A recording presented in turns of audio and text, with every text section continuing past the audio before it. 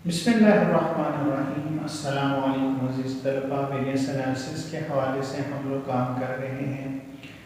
Last lecture में हमने idle capacity variance की कैलकुलेशन की थी, जिसमें हमें डिफरेंट कैपेसिटी लेवल जो है वो प्रोवाइड किए गए थे। उस क्वेश्चन को हमने सॉल्व कर लिया था।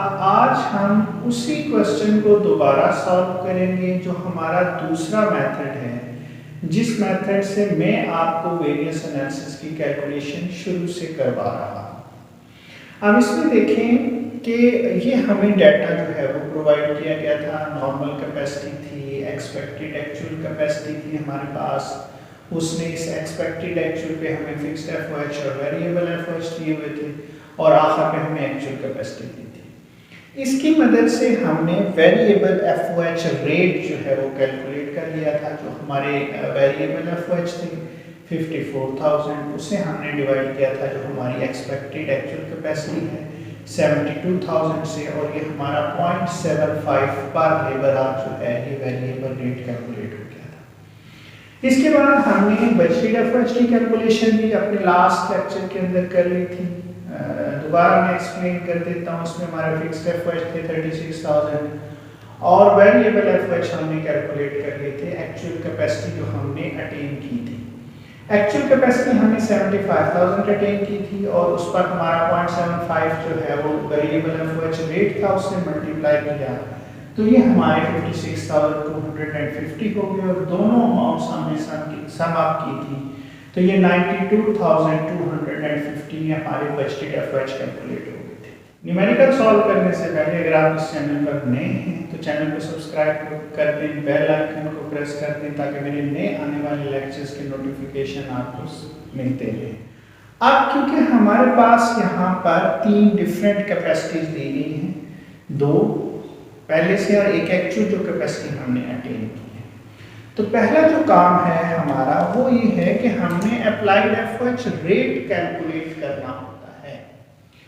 ये हम दोनों कैपेसिटीज पे देख लेंगे, जो हमारी नॉर्मल कैपेसिटी है और जो हमारी एक्सपेक्टेड जो एक्चुअल कैपेसिटी है उस पे। तो दोनों लेवल पे हम देखेंगे कि हमारा अप्लाइड एफओएच रेट जो है वो कैसे कैलकुलेट।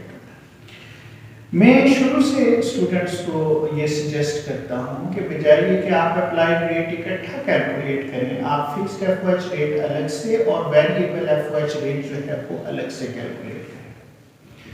तो पहले हम fixed factory overhead rate calculate कर लेते हैं।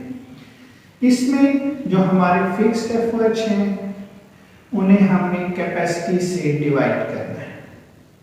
अब पहली सूरत में जब हम नॉर्मल में देखते हैं तो फिक्स्ड एफओएच हमारे 36,000 है, और जो नॉर्मल कैपेसिटी हमें प्रोवाइड की गई है वो 90,000। तो इसको जब हम डिवाइड करते हैं तो ये 0.4 आ जाता है।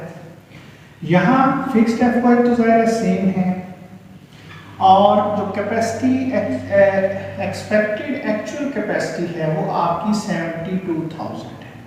तो इस हिसाब से 0.5 जो है ये हमारा फिक्स्ड एफओएच रेट आ गया।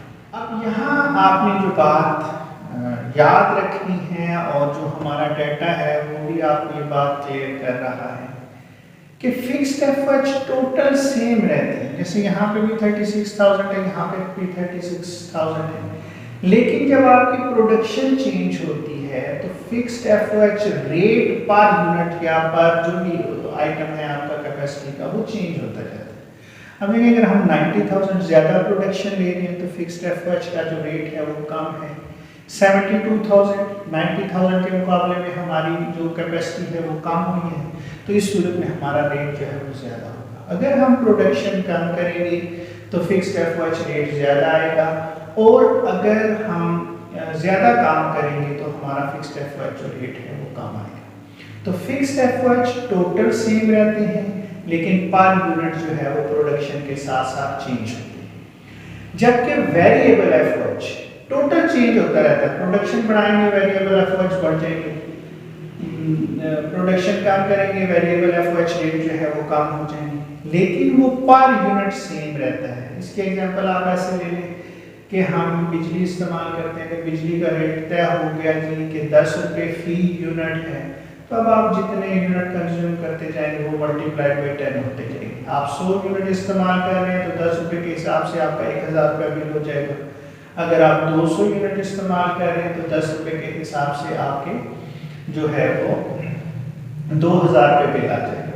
तो प्रोडक्शन बढ़ा रहे हैं, ज़्यादा कंजम्पशन कर रहे हैं तो टोटल चेंज हो रहा है, लेकिन पर यूनिट वो सेम रहता है।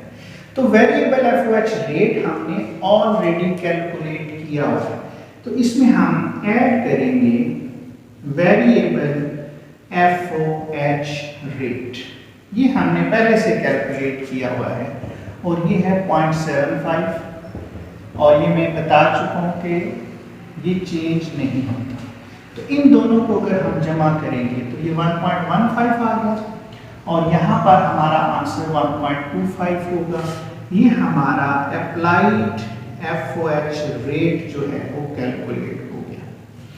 तो ये निस्बतन आसान मेथड है, जिस मेथड से हमने लास्ट लेक्चर में कैलकुलेशन की थी वो स्टूडेंट्स के लिए थोड़ा सा मुश्किल होता है, लेकिन दोनों सूरतों में आपके रिजल्ट्स जो हैं वो सेम रहते हैं।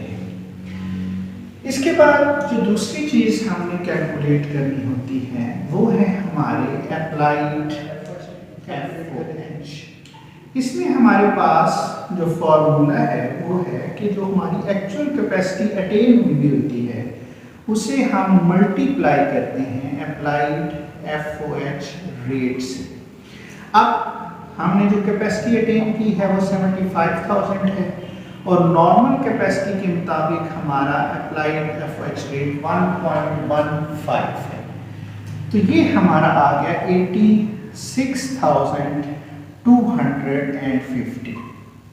ये हमारा नॉर्मल कैपेसिटी के तहत अप्लाइड एफओएच है। अब हम आते हैं एक्सपेक्टेड एक्चुअल के तहत। जो हमने अटेन की है एक्चुअल कैपेसिटी वो 75,000 ही है और यहाँ हमारा जो रेट है वो 1.25 है। तो अब इस पॉइंट ऑफ व्यू से हमारे 93,750 जो है ये हमारे अप्लाइड एफओएच कैलकुलेट होगी। ज़ाहिर रेट कम होगा तो अप्लाइड एफओएच कम आएंगे, रेट ज़्यादा होगा तो अप्लाइड एफओएच जो है वो ज़्यादा आएंगे। तीसरी चीज़ जो इसमें हमने कैलकुलेट करनी थी वो था हमारा आइडल कैपेसिटी वेरिएंस। इसे हम वॉल्यूम वेरिएंस का नाम भी देते हैं। तो ये हमने लास्ट जो कैलकुलेशन करनी है इसमें हमने डिफरेंस लेना होता है जो हमारे अप्लाइड एफओएच है और जो हमारे बजटेड एफओएच है। बात यहाँ पर भी स्टूडेंट्स कंफ्यूज हो रहे होते हैं कि जी बजटेड पहले लिखने हैं या अप्लाइड पहले लिखने हैं, इससे कोई फर्क नहीं पड़ता। आप बजटेड पहले लिख लें, अप्लाइड बाद में लिख लें। असल मकसद ये है कि इन दोनों का जो डिफरेंस होगा वो बेसिकली आपके वॉल्यूम वेरिएंस को रिप्रेजेंट करेगा। अप्लाइड एफओएच नॉर्मल कैपेसिटी के तहत 86,250 हैं और 93,750 हैं एक्सपेक्टेड एक्चुअल के मुताबिक। बजटेड एफओएच हमारे जो कैलकुलेट हुए हैं वो 92,250 है, 92,250। तो हमने इनका डिफरेंस लेना है। इस सूरत में हमारा 6,000 का डिफरेंस आ रहा है और यहाँ हमारा 1,500 का डिफरेंस आ रहा है। यहाँ क्योंकि बजटेड ज़्यादा है तो जब बजटेड यहाँ पर ज़्यादा होते हैं तो ये अनफेवरेबल कंसीडर होता है। तो 6,000 ये अनफेवरेबल है हमारा नॉर्मल कैपेसिटी के तहत और एक्सपेक्टेड एक्चुअल कैपेसिटी के तहत ये आपका जो है ये फेवरेबल जो है क्योंकि बजटेड एफओएच का। तो उम्मीद है कि इस मेथड के तहत भी आपको अप्लाइड एफओएच रेट कैलकुलेट करना डिफरेंट कैपेसिटी लेवल्स के ऊपर और उसकी मदद से अप्लाइड एफओएच और आइडल कैपेसिटी वेरिएंस कैलकुलेट करना अच्छे तरीके से समझ में आ गया।